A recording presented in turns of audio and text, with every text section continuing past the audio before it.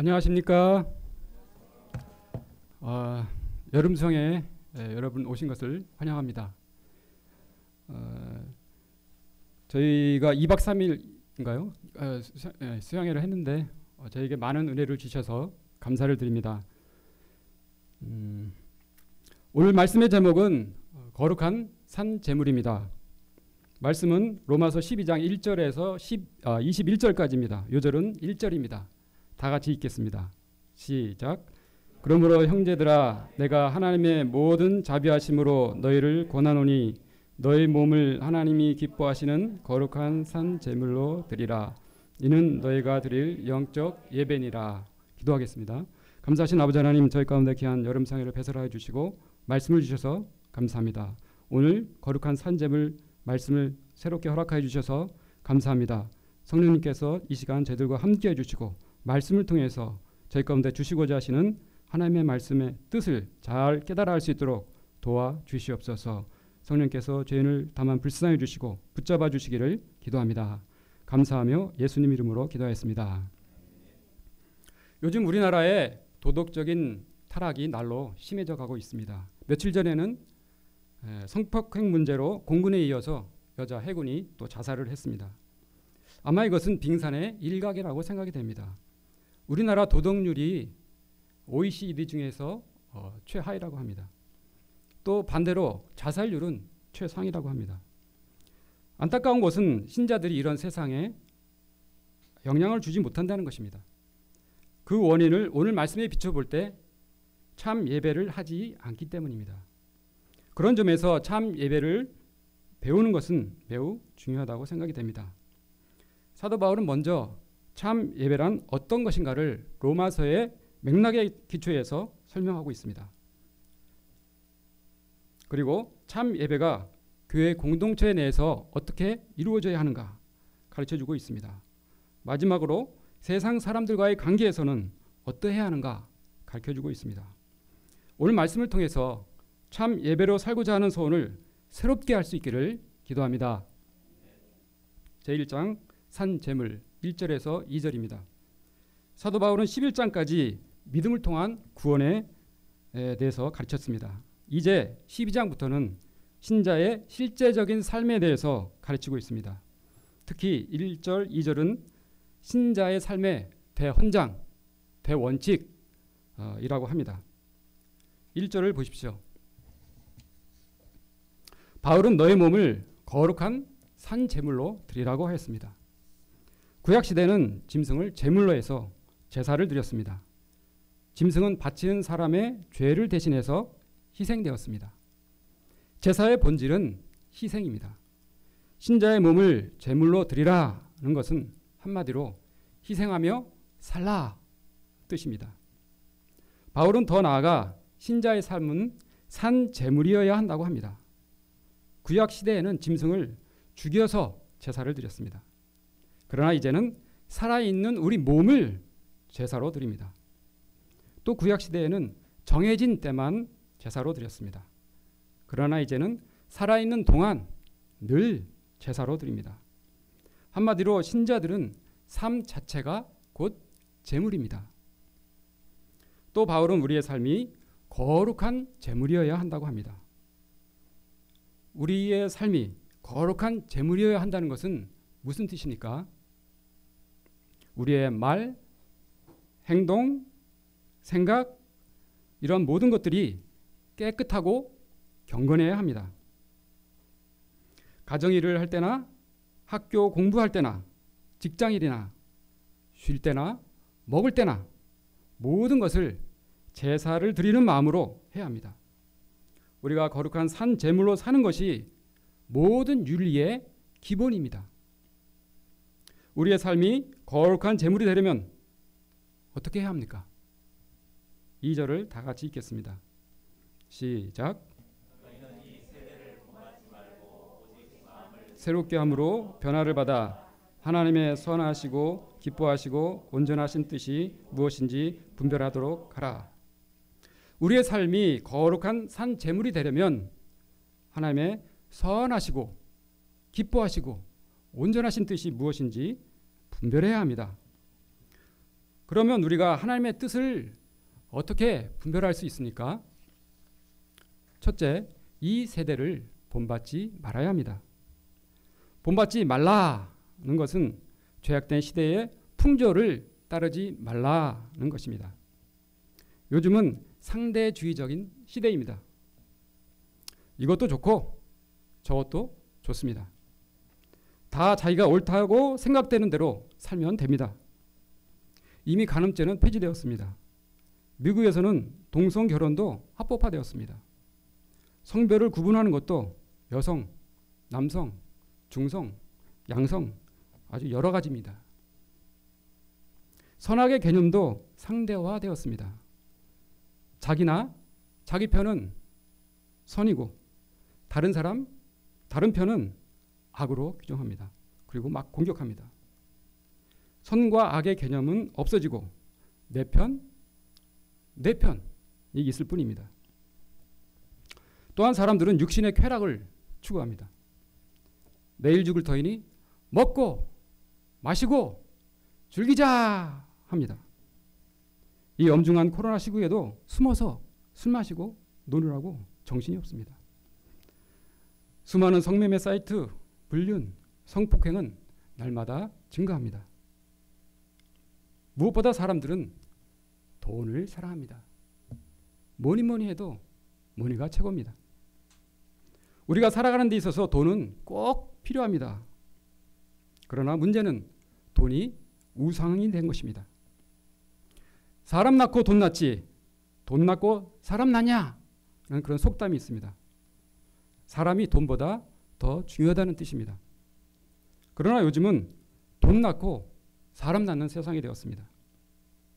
돈 때문에 사람을 죽이고 부모와 형제를 버립니다. 우리가 하나님의 뜻을 분별하고 거룩한 삶을 살려면 이런 죄악된 세상을 본받지 말아야 합니다. 둘째, 마음을 새롭게 함으로 변화를 받아야 합니다. 선지자 에레미야가 한탄하며 말했습니다. 만물보다 거짓되고 심히 부패한 것이 사람의 마음이라. 제일 부패하기 쉬운 것이 사람의 마음이라고 합니다. 코로나 백신보다 더 쉽게 부패한다고 합니다. 특히 변화되기 싫어하고 안주하고자 할 때 마음은 금방 부패합니다. 고여있는 물이 썩는 것과 같습니다. 마음이 부패해지면 분별력을 잃어버리게 됩니다. 죄악된 본성대로 살고자 합니다. 이런 부패한 마음을 새롭게 하려면 어떻게 해야 합니까? 말씀과 기도가 아주 중요합니다. 하나님의 말씀은 성령의 감동으로 써졌습니다. 바르게 함과 의로 교육하기에 유익합니다. 그래서 다윗 왕은 고백하였습니다. 청년이 무엇으로 마음을 깨끗하게 하며 살겠습니까? 오직 주의 말씀을 따라 살 뿐입니다. 이렇게 말했습니다. 그러므로 우리가 말씀을 공부하고 일용할 양식을 먹고 소감을 진실되게 쓰는 것이 매우 필요합니다. 또 변화되고자 하는 소원이 있어야 합니다. 이 소원을 가지고 적극적으로 또 겸손히 믿음의 선배나 동역자들에게 묻고 배워야 합니다. 이런 영적인 씨름을 감당할 때 우리의 마음은 서서히 변화되기 시작합니다. 그리고 하나님의 뜻을 분별하게 됩니다. 이 세대를 본받지 않고 하나님을 기쁘시게 하는 삶을 살 수 있게 됩니다. 가을학기 이런 변화가 우리 가운데 활발하게 일어날 수 있기를 기도합니다. 제2장 교회 공동체에서 산 제물로 살기 3절에서 13절까지입니다. 우리가 이 교회 공동체 내에서 어떻게 산 제물로 살 수 있습니까? 우리는 신자의 모임을 아주 이상적으로 생각하기 쉽습니다. 하하, 호호 하며 사랑과 기쁨이 늘 충만한 그런 모임으로 연상합니다. 그러나 신자들의 모임은 천사들의 모임이 아닙니다. 죄인들의 모임입니다. 특히 자라온 환경이 다르고 개성이 다르고 능력이 또 다릅니다. 그래서 서로 오해와 갈등이 생깁니다. 신자들의 모임에 대해서 실망합니다. 심한 사람은 막 환멸을 느낍니다. 이런 우리가 오늘 말씀을 통해서 두 가지를 깊이 생각해야 하겠습니다. 첫째, 우리 각자는 그리스도의 지체입니다. 3절을 보십시오. 다 같이 읽겠습니다. 시작. 주신 은혜로 말미암아 너희 각 사람에게 말하노니 마땅하게 생각할 그 이상의 생각을 품지 말고 오직 하나님께서 각 사람에게 나눠주신 믿음의 분량대로 지혜롭게 생각하라.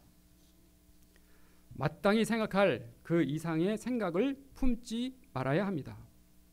내 믿음의 분량대로 지혜롭게 생각해야 합니다. 내 믿음의 분량보다 더 높게 생각하는 것은 높게 생각할 때 시기심이 생깁니다. 또 내 믿음의 분량보다 더 낮게 생각할 때 열등감이 생깁니다.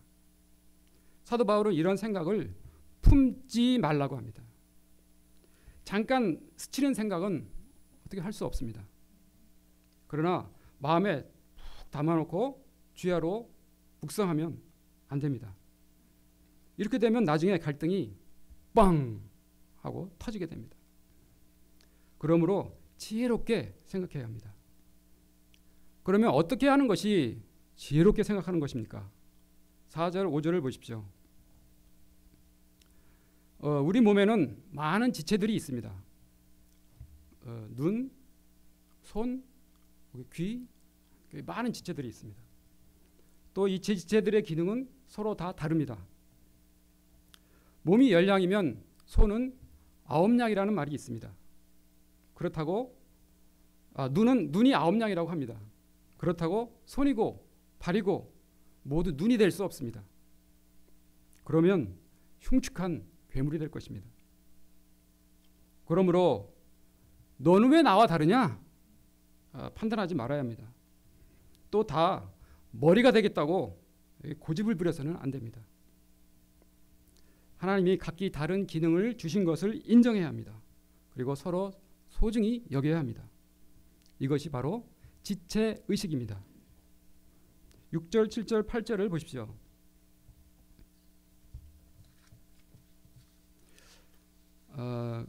믿음의 분량, 즉 은사는 하나님이 선물로 주신 재능, 달란트입니다.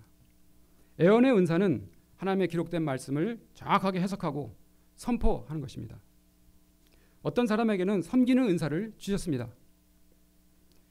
교회에는 섬겨야 할 일들이 참으로 많습니다. 청소도 해야 하고 음식도 만듭니다. 예배 때 찬양을 인도하고 악기로 섬겨야 합니다. 또 영상을 담당하여 섬깁니다. 어떤 사람에게는 가르치는 은사를 주셨습니다. 특히 우리 모임은 성경 공부를 많이 하기 때문에 지혜와 지식의 은사를 많이 받았습니다. 또 위로하는 은사, 구제하는 은사, 다스리는 은사, 긍휼을 베푸는 은사가 있습니다. 이런 은사들은 교회를 섬기도록 주신 것입니다. 은사는 선물입니다. 다른 사람과 비교하거나 자랑하면 안 됩니다. 은사를 잘 발휘할 수 있도록 서로 격려하고 도와주어야 합니다. 은사는 사용할수록 더 풍성해집니다. 에델이 어제 자진해서 특송을 불렀습니다. 전보다 많이 향상된 것을 보았습니다. 이처럼 자신의 은사를 발견하고 적극적으로 사용할 때 우리의 모임이 더욱 풍성하게 됩니다. 둘째, 서로 사랑해야 합니다. 9절에서 13절입니다. 신자들이 교회 공동체 안에서 산 제물로 살려면 서로를 귀하게 여기고 사랑해야 합니다. 먼저 신자의 사랑에는 거짓이 없어야 합니다. 9절을 보십시오. 다 같이 읽겠습니다. 시작. 사랑에는 거짓이 없나니 악을 미워하고 선에 속하라. 세상 사람들의 사랑은 그 사랑이 뜨거울수록 진리에서 멀어집니다. 자기가 사랑하는 사람이면 다 편들어주고 다 용서합니다. 자기 자식이라고, 자기 학교 출신이라고, 자기 고향 동문이라고 죄를 덮어줍니다. 사랑이란 이름으로 부정한 일들이 조장됩니다. 이것은 진정한 사랑이 아닙니다. 이렇게 해서는 우리 사이에 도리어 사랑이 설 수 없습니다. 교회가 세상에 영향력을 미칠 수 없습니다. 신자는 악을 버리고 선에 속해야 합니다. 신자의 사랑은 또 실제적이어야 합니다. 10절을 보십시오. 다 같이 읽겠습니다. 시작. 형제를 사랑하고 서로 우애하고 존경하기를 먼저 하며. 형제를 사랑하고 존경하되 먼저 해야 합니다. 먼저가 중요합니다. 당신이 나를 존경하지 않는데 내가 왜 당신을 존경합니까? 이런 자세는 버려야 합니다.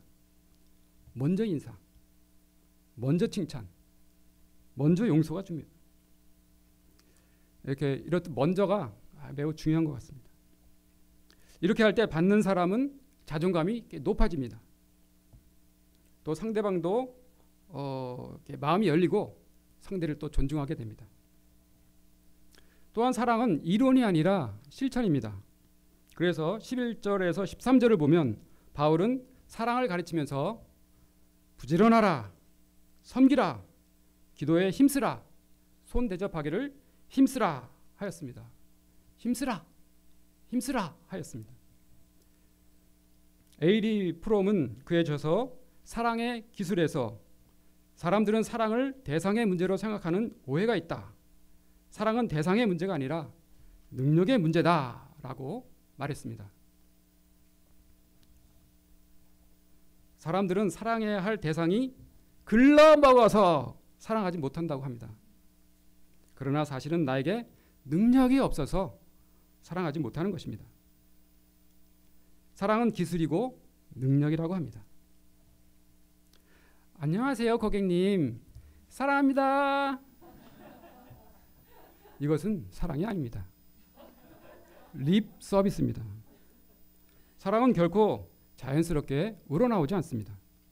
참 사랑은 힘써 훈련해야 한다고 합니다. Practice make perfect. 제가 연습을 잘 안 해가지고 저도 Practice makes perfect. 이런 말이 있습니다. 우리가 작은 일에서부터 섬기는 연습을 해야 합니다. 또 가장 가까운 사람부터 사랑하는 연습을 해야 합니다. 이를 통해서 실제적인 삶에서 예수를 배우고 사랑이 풍성한 자들로 성장할 수 있기를 기도합니다. 셋째, 세상 사람들과의 관계에서 산 제물로 살기입니다. 14절에서 21절까지입니다. 신자들은 많은 시간을 불신자들과 함께합니다. 그런데 불신자들은 우리가 믿음으로 사는 것을 싫어합니다. 가치관이 다르고 또 라이프 스타일이 다릅니다. 무엇보다 그들보다 예수님을 더 사랑하기 때문입니다. 그래서 불신자들은 신자들을 괴롭힙니다. 사도 바울의 시대에는 그 핍박이 매우 극심했습니다. 14절, 19절, 20절을 보십시오.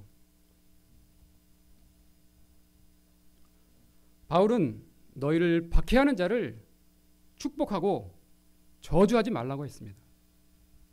또 친히 원수를 갚지 말고 진노하심에 맡기라 하였습니다. 우리는 박해를 받거나 어려운 일을 당할 때가 있습니다. 그럴 때 욕하고 저주하기 쉽습니다. 에이, 벼락이나 맞아라. 또는 내가 이 원한은 언젠가 반드시 내가 갚아주리라. 이를 갈고 칼을 갑니다. 그러나 하나님께서는 원수 갚는 것이 내게 있으니 내가 갚으리라 말씀하셨습니다.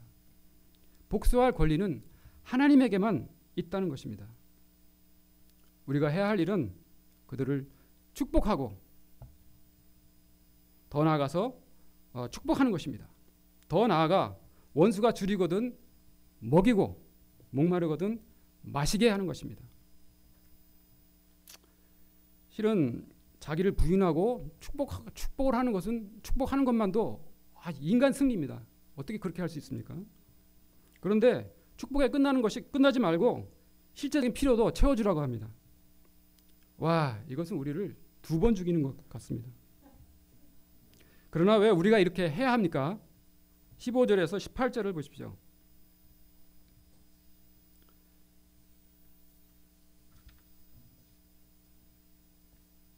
불신자들은 우리의 적이 아닙니다.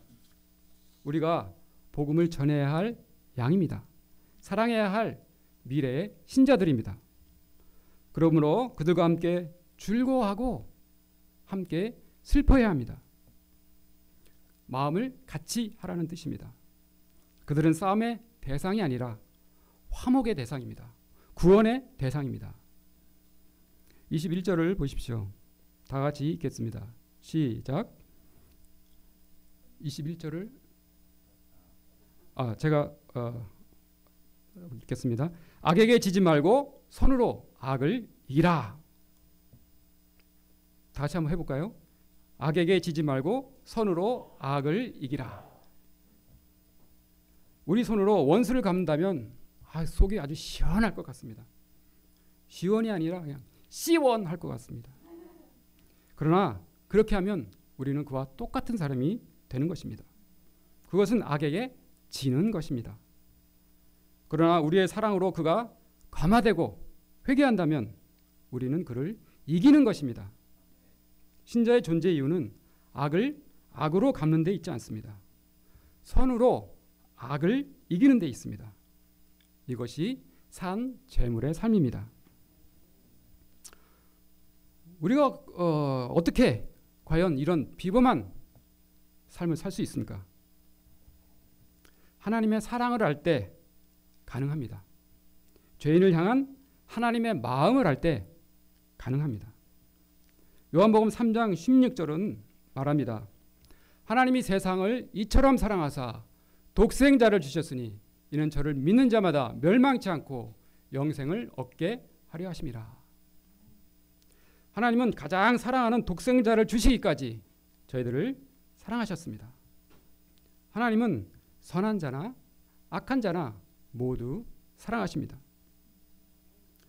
부모는 착한 아들도 잘못된 길을 가는 아들도 사랑합니다. 오히려 잘못 가고 있는 아들을 더 안타까운 마음을 가지고 있습니다. 하나님께서도 악인에 대해서 더 안타까워하시고 탕자처럼 돌아오기를 간절히 기다리십니다.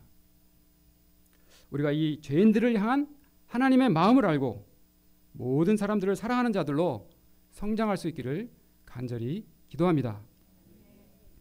결론입니다. 우리는 이 시대를 본받지 말고 자기 몸을 하나님께 거룩한 산 제물로 드려야 합니다. 구체적으로 자기가 받은 은사를 잘 살려서 교회를 세워야 합니다. 또 형제를 적극적으로 먼저 사랑해야 합니다. 더 나아가 악을 선으로 갚으며 모든 사람들과 더불어 화목해야 합니다. 이렇게 할 때 신자는 세상에 선한 영향력을 끼치게 됩니다. 빛과 소금이 될 수 있습니다. 우리가 이런 삶을 살아갈 수 있기를 간절히 기도합니다. 다 같이 요절 말씀을 읽겠습니다. 시작. 그러므로 형제들아 내가 하나님의 모든 자비하심으로 너희를 권하노니 너희 몸을 하나님이 기뻐하시는 거룩한 선 제물로 드리라. 이는 너희가 드릴 영적 예배니라. 감사하신 아버지 하나님, 저희들을 예수님의 십자가 보혈로 구원하여 주시고 이 세대를 본받지 않고 거룩한 산 제물의 삶을 살도록 방향을 주셔서 감사를 드립니다. 저희들이 구체적으로 받은 은사로 교회를 적극적으로 세우며 실제적으로 교회에서 형제님들을 사랑하고 또 실제적으로 세상에서 품기 힘든 사람들을 사랑하고 용서하고 사랑하고 또 섬기는 그런 사랑의 사람들로 성장해 나갈 수 있도록 도와주시기를 간절히 기도를 드립니다. 감사하며 예수님 이름으로